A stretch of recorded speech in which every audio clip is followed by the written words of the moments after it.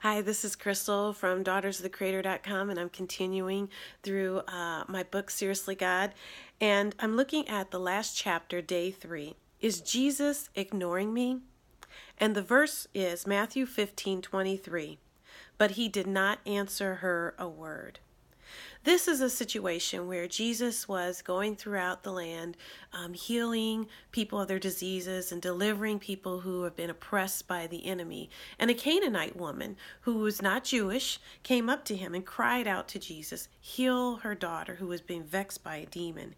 And she just kept yelling, and Jesus, I need you to help me. But the Bible says that Jesus appeared not to pay any attention to her, and she kept after him to the point where the disciples got tired of her and said, would you just make her go away?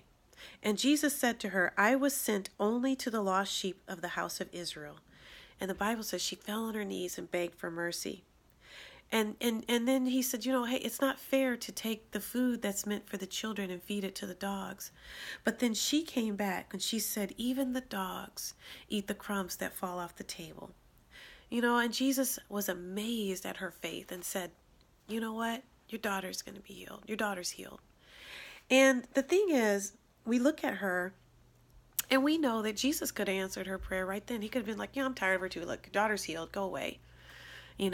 But he didn't. He made her press, and he made her push to the point of really speaking and coming to her faith.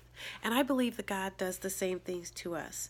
It's like he's not pulling us for nothing. He's pulling us so that we will just dig deeper in our faith. Because, we live in a world where sometimes things come so easy. Where, can you imagine that in the early days where you had to go to someone's house or a building to make a phone call?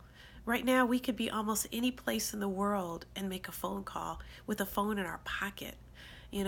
Everything's so easy. We can microwave our food. We can we can do all these things. But the truth is, faith takes time, and means we got to dig deep, and we got to allow God to show us the truth of his words, because when we come to the reality, that's when we have the inspiration and the knowledge and the understanding that, man, God's trying to do something.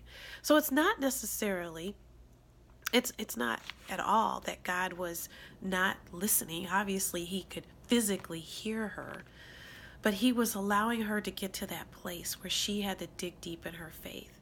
And that's what he does for us. Sometimes it's not that God doesn't hear our prayers. He's not going to answer. He just wants us to dig deeper. There's more in you.